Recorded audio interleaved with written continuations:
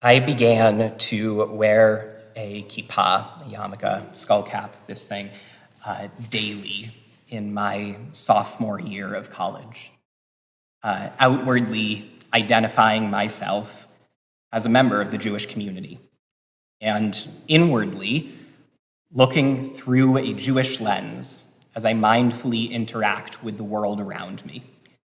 I was the only student at my college to wear a kippah, which led to many interesting, mostly positive conversations about religion, identity, and practice. I enjoyed teaching others about the kippah and, more generally, what Jewish identity meant to me. And even more so, I found meaning in their responses and ideas. My outward expression of religious identity prompted an exploration of their own. But most of all, the kippah was for me. It was a tangible reminder of who I am and how I want to interact with the world around me.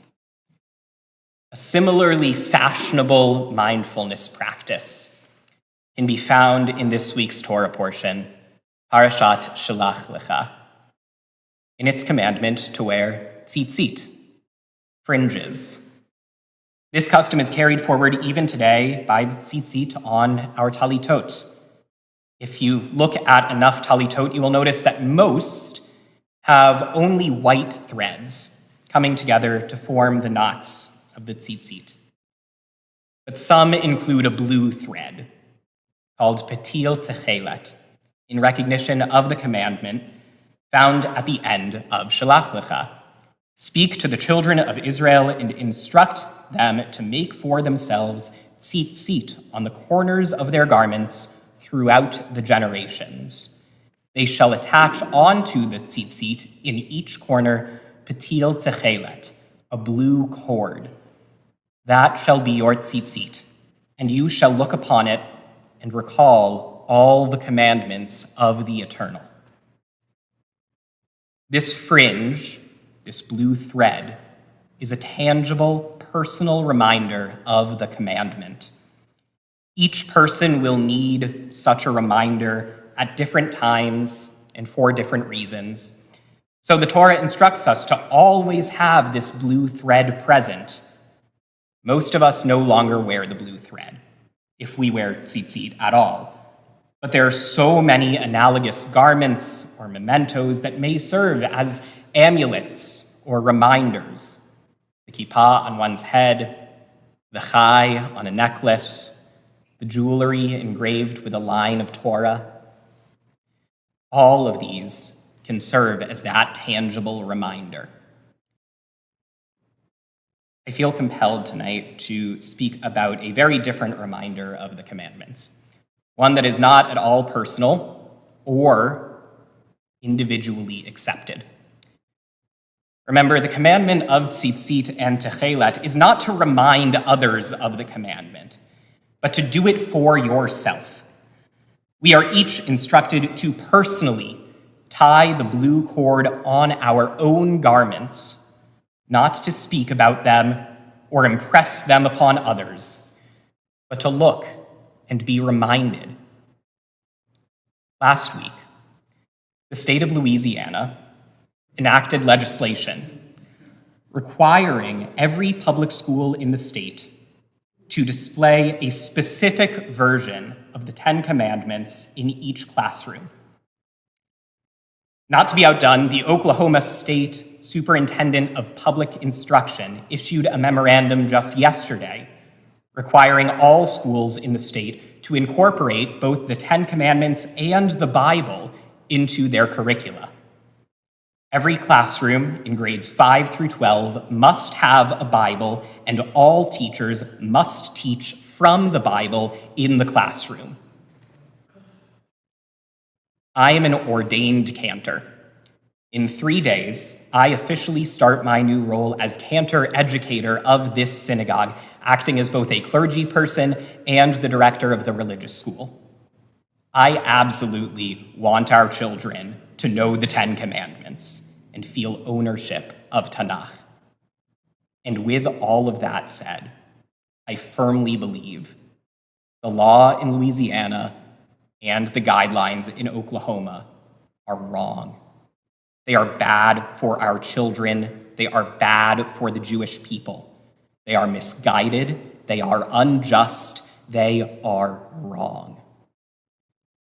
In Louisiana, the specific wording required by law is the Protestant version of the Ten Commandments, which are different in both wording and enumeration from the traditional renderings of Catholics, Orthodox Christians, Coptic Christians, and Jews. The biblical instruction called for in Oklahoma will doubtlessly not come from the Ashkenazi Weiss Green Women's Torah commentary.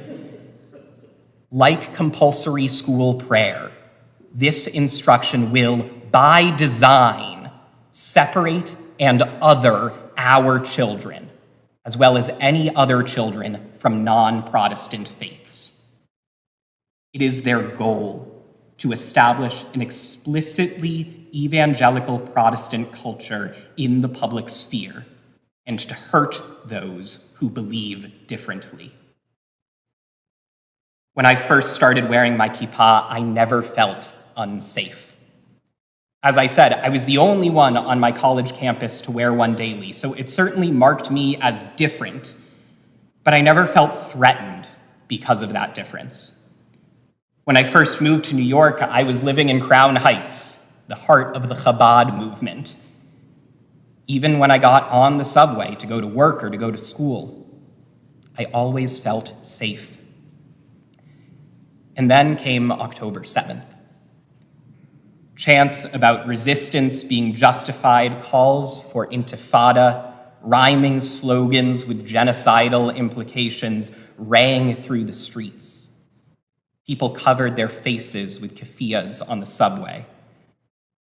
Someone repeatedly vandalized the elevator in my apartment building with anti-Israel graffiti. I no longer felt safe, marking myself as different in that way. Occasionally, I would feel brave, and I would wear it for just a day, but I would always spend that day looking over my shoulder, afraid of the next person to enter the subway car or turn the corner behind me. Now I mostly just wear hats. I share this not because I am defeated, but rather because I have the ability to pass, to blend in, to choose not to present myself as different. In Oklahoma and Louisiana, our children are going to be outed, made to feel other and different. And if you think that other children will see the difference in our children highlighted by state-mandated instruction and not be cruel, not bully them, you're just wrong. So how do we move forward? On one hand, we must speak up and advocate against these people and their theocratic bullying. This means voting, volunteering, getting involved in politics at every level of government. This fight will not end in Oklahoma and Louisiana.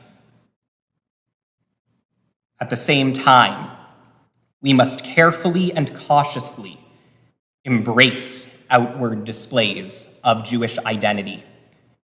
We should not put ourselves in unsafe situations.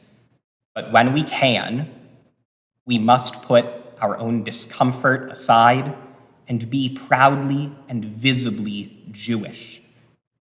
We need to show our children how to love the parts of ourselves that make us who we are, even and especially when they set us apart. Maybe that means wearing a yarmulke or a Jewish star necklace. Even more so, it means practicing our Judaism, coming to Shabbat services, prioritizing temple events, keeping track of the Jewish calendar. Most of all, it's about living our values. We must display and model a love for Jewish identity, the Jewish religion, and the Jewish people.